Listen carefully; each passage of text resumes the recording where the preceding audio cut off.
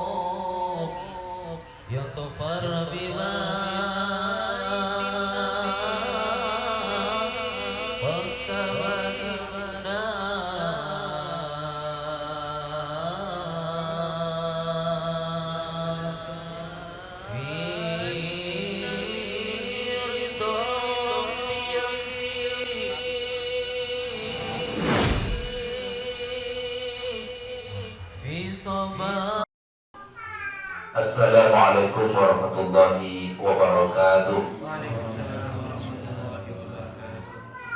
Bismillahirrahmanirrahim. Innal hamdalillah nahmaduhu wa nastaghfiruhu wa nasta'inu min syururi anfusina wa min sayyiati a'malina may yahdihillahu fala mudilla lahu wa may yudlilhu fala hadiya lahu. Nashhadu an la ilaha illallah wa nashhadu anna Muhammadar Rasulullah. Allahumma inna nas'aluka bismikal a'zam al-maknun an tusalli ala sayyidina Muhammadin khairil bariyah salatan antum ya rabbi sadana bil ta'ah wa qulubana bil mahabbah wa arwahana bil ma'rifah wa asrarana bil syahadah wa ala al-wasuli wa sallim adada kama yalika kama yaliku bikawanihi bi rahmatika ya arhamar rahimin. Amma ba'd. Dalam penjelasan kali ini Al-Fakir akan menjelaskan bahwa thariqah ini adalah, maksudnya adalah thariqah Syattariyah dan thariqah Ahmadiyah, metode atau jalan bagaimana cara kita untuk membandingi, mengenal jati diri. Wahai thariqatul insan ya'rifu nafsahu wa ya'rifu haqiqata nafsihi. Dan ini thariqatul insani adalah metode atau cara manusia ya'rifu nafsahu, mengenal insan pada dirinya, wa ya'rifu haqiqata nafsihi, dan mengenal pada hakikat terhadap dirinya. Ruhu lam yasawwa ardun wala sama. Sesungguhnya ruh tidak bisa memuat pada ruh, baik itu bumi ataukah langit. Kama bayyana Imam Nawawi radhiyallahu fi hikamihi, seperti apa yang dijelaskan oleh Ibnu Athaillah dalam kitab hikamnya. Wasawal qalbi la yujadmanika wa la bisaukum aisu thubuti ruhaniyati. Bisa membuatmu al-kaun, alam semesta, menuju jasmanika itu dari sisi jasmanimu. Wa la bisauka, dan tidak bisa membuatmu menuju thubuti ruhaniyati, daripada keteguhan rohanimu. Ini thariqah Suatu metode bagaimana jalan kita untuk mengenal diri. Karena setelah zikir, setelah kita merutinitaskan berbagai macam wirid dan zikir, ditalkin atau dibaiat, bagaimana tata cara kita mengenal diri. Mengenal diri yang sejati. Karena di dalam diri kita ini ada suatu khabar yang pernah dijelaskan oleh Ibnu Arabi dalam kitab Fathul Makkiyah, bahwa di dalam jasad Bani Adam, wa fi jasadi Bani Adam karena sudron, ada dada.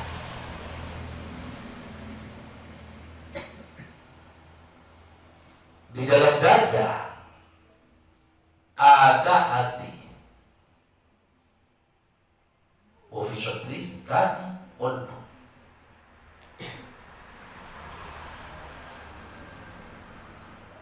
Wa fi qalbi kana ruh. Di dalam hati ada roh. Di dalam roh ada sirri. Di dalam sirri ada rahasia.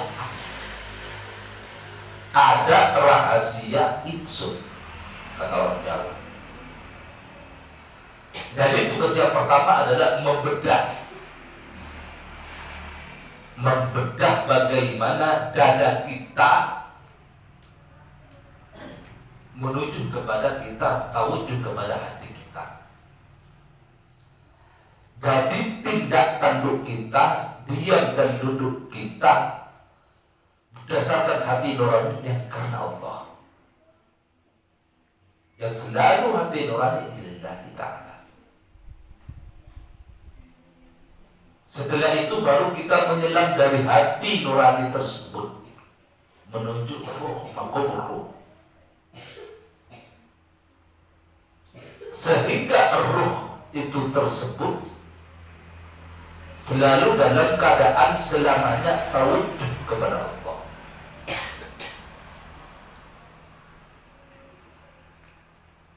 Ini seperti perkataannya suatu saat bertanya Imam Abu Yazid Al-Bustami terhadap gurunya bahwa beliau pernah bermimpi bahwa hatinya dalam keadaan sujud.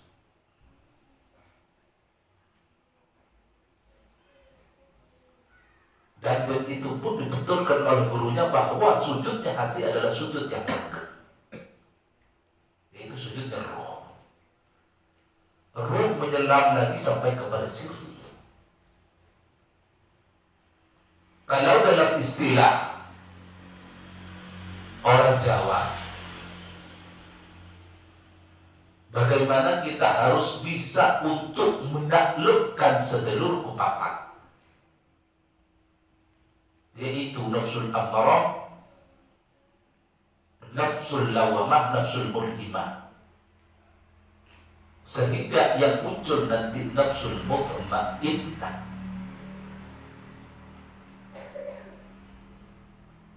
Di dalam nafsul mutmainnah, ketenangan jiwa, ketenangan rohani, kita menyelamnya, sehingga kita dari nafsul mutmainnah diantarkan kepada suatu posisi yang sangat tenang, yang sangat adem, yang sangat membuat hati tenang, bahagia. Bahagia bukan karena materi, bahagia bukan karena benda atau sesuatu yang bersifat adilah ke dunia, tidak. Tetapi bahagia karena diri kita dalam istilah orang Jawa menempati posisi pramana, yaitu sang pribadi, yaitu diri yang sejati. Istilah dalam bahasa Arabnya dikatakan sebagai sir atau sirul asrar. Karena diri yang sejati, sir itu atau istilah orang Jawa sebagian yang dikatakan itu Rasul jati, itu yang menghantarkan kepada al-haqqul mubin. Al-haq ini bahasa Arab artinya yang maha sejati. Al-mubin ini bahasa Arab artinya yang maha nyata. Sehingga bagi golongan ini Allah Ta'ala lebih nyata daripada segala sesuatu. Al-haqqul mubin, bahkan lebih nyata daripada dirinya sendiri. Ini bagi golongan ini, bagi golongan muqarrabin, bagi golongan arif billah, bagi golongan ahli ma'rifat billah.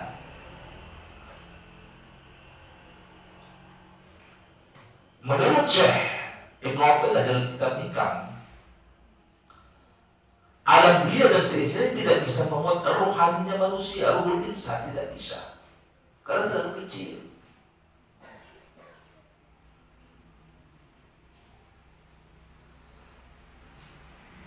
Jadi manusia apabila terpenjara karena syahwatnya dalam kerangka jasmaninya, ini manusia-manusia yang diliputi oleh kegelapan. Siapapun dirinya, apapun bajunya, entah pakai baju kiai, baju pejabat, baju petani, baju siapapun, masih dalam kerangka, masih dalam kendali syahwatnya, dalam kendali nafsunya, maka orang tersebut terpenjara di balik kegelapan jasadnya dan di balik kegelapan jasmaninya. Dan orang tersebut bukanlah dikatakan orang yang sudah mencapai al-wasil atau usul, atau orang yang mencapai pepadang, tidak.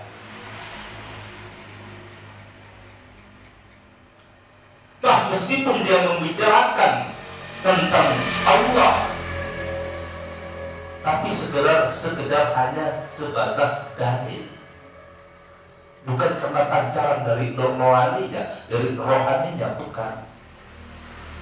Hanya sebatas menghafal lafaz-lafaz yang ada di dalil-dalil. Dan itu pun bagi orang Syadari dan Ahmadiyah, itu masih dikatakan golongan orang-orang yang masih dalam kategori masih belum mencapai, istilah ini bahasa halusnya, mencapai pepadang, artinya dalam posisi kegelapan, dalam posisi al-jahil, dan bukan dalam posisi al-arif. Meskipun mereka pandai mengutarakan susunan-susunan kalimat atau bingkayan-bingkayan lafaz-lafaz.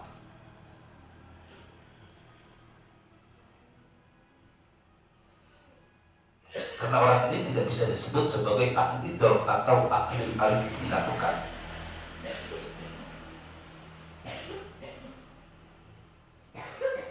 Jadi metode thariqah kita adalah bagaimana kita untuk mencapai tentang hakikat jati diri. Ini yang diperlambangkan dalam beberapa serat, misalkan serat lakon Dewa Luci, atau serat-serat lainnya yang disusun oleh Kanjeng Sunan Kalijaga. Ini dalam versi Jawa. Para aulia, kalau Syekh Mu'taillah menulis kitab hikam, kalimat hikmah atau kata-kata bijaksana, ini versi Arab. Bagi Al-Fakir menggunakan bahasa apapun dipersilahkan, itu cuma bahasa, alat untuk memahamkan. Tetapi yang terpenting intinya adalah bagaimana cara pencapaian, bagaimana cara mencapai, bagaimana cara idrak, dan bagaimana untuk mengenal diri.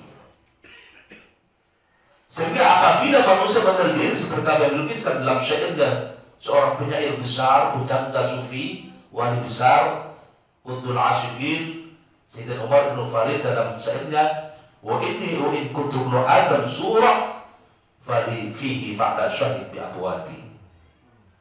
Dan sesungguhnya aku, dan meskipun aku adalah sebagai Bani Adam secara bentuk rupa, tapi bagiku dalam surah tersebut ada suatu makna. Syahidun bi awalti, aku menyaksikan bi awalti kepada kedua bapakku, yaitu Sayyidina Adam dan Hawa. Ini seiringnya panjang sebelum kita bilang sahabat Syekh Nurul. Setelah beliau menyelami diri, sehingga orang yang sudah menyelam diri, bainal azali wal abadi fil adil wahid, antara azali dan yang keabadian itu dalam waktu yang bersamaan, fitur fitin ainin, seperti ketiga mata. Beliau dalam syair ini yang dilugiskan bahwa menyaksikan bagaimana proses mulai diciptakan Sayyidina Adam sampai diciptakan Ibu Hawa, bagaimana proses beliau berdua turun.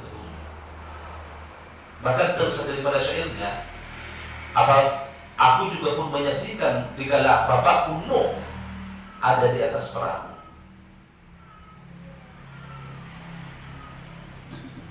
Ini salah satu syair dari orang-orang Alhamdulillah, ada seorang wali kutub yang asyik kepada Allah, yang sudah menyelam samudra rohaninya, samudra kejadian dalam dirinya.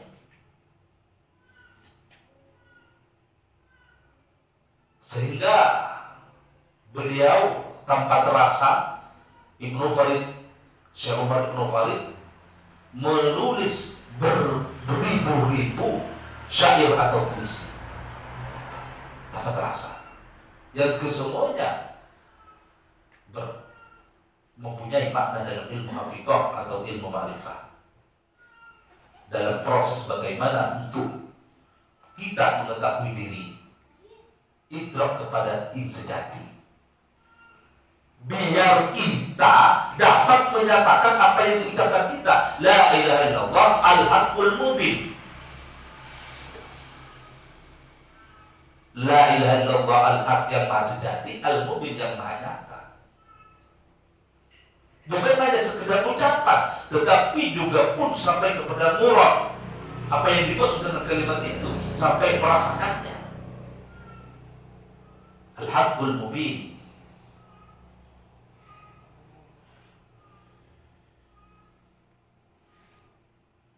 Dan ini bagi kita butuh perjuangan yang konsisten, yang istiqomah. Karena segala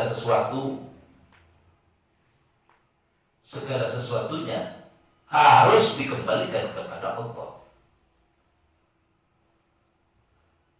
Kalau tidak kembali kepada Allah, tidak wangsul kepada Allah, berarti sesuatu tersebut termasuk diri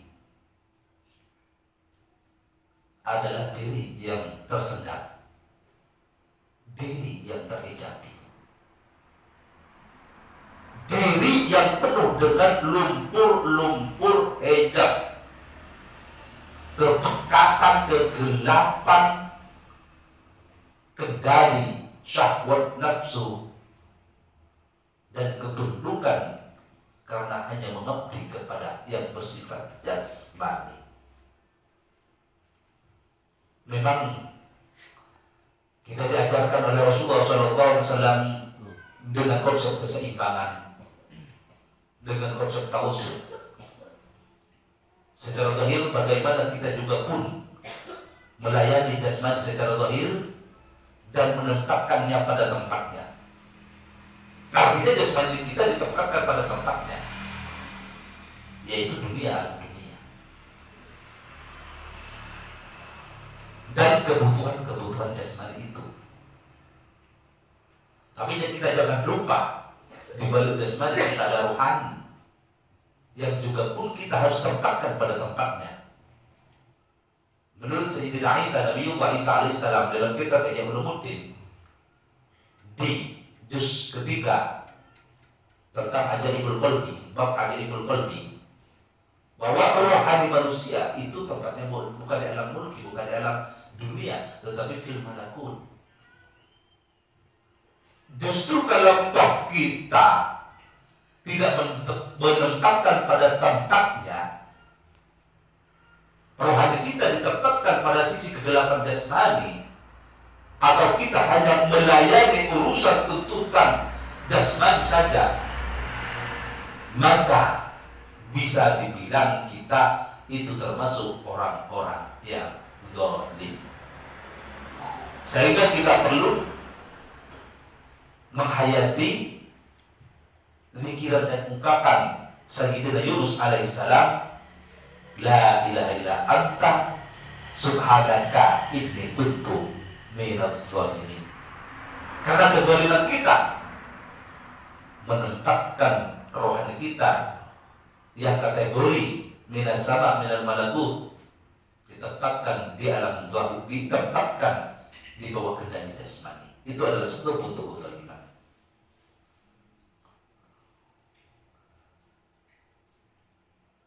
Sehingga apabila kita bersikap adil terhadap diri kita, maka kita akan mencapai pengenalan. Tetapi lumrahnya kita tidak adil terhadap diri kita. Justru kita hanya memanjakan yang bersifat jasmani. Justru kita hanya memperturutkan apa yang dituntut di balik jasmani tersebut, yaitu syahwat. Tapi kita tidak mempedulikan. Bahkan kadang-kadang kita tidak memperhatikan tuntutan rohani, tuntutan spiritual, tuntutan rohani. Tidak memperhatikan apa makanannya rohani. Justru yang kita perhatikan hanya makanannya jasad. Justru kita yang diperhatikan hanya pakaiannya jasad. Tapi kita tidak pernah memperhatikan pakaiannya rohani. Apa pakaiannya rohani? Libasul taqwa, yaitu ketakutan, takut rasa takwa kepada Allah Subhanahu wa taala. Jadi ini adalah siapapun saja, apapun bajunya, apapun profesinya, apa pakai baju sorban, apa pakai baju dasi, apa pakai baju sepatu, apa pakai sarung. Tetapi kalau sudah tidak bisa menanggapi dirinya, tidak bisa ma'rifat kepada Allah, tidak bisa memandang kepada Allah, musyahadah kepada Allah, yakinlah dalam pandangan orang-orang Ahmadiyah itu hewan-hewan yang pakai baju beraneka. Itu hewan yang pakai baju sorban. Itu hewan-hewan yang pakai baju dasi. Itu hewan-hewan yang pakai baju bermacam-macam. Kenapa? Sudah menelentarkan kediriannya, sudah menghijabi jadi dirinya. Jadi semoga kita diberi kesadaran oleh Allah Subhanahu wa taala, tidak menelantarkan rohani kita, tidak menelencami rohani kita, sehingga rohani kita diberi baju ketakwaan kepada Allah Subhanahu wa taala, diberi makanan rohani, yaitu zikir spiritual, ruh, makanannya ruh. Tetapi kalau makan jasad kita tidak perlu diingatkan, karena kita semuanya pasti punya perut, dan perut kita kadang-kadang lapar, tetapi syahwat kita bermacam-macam. Artinya syahwat kita bermacam-macam, syahwat kita hanya selalu menuntut yang lebih.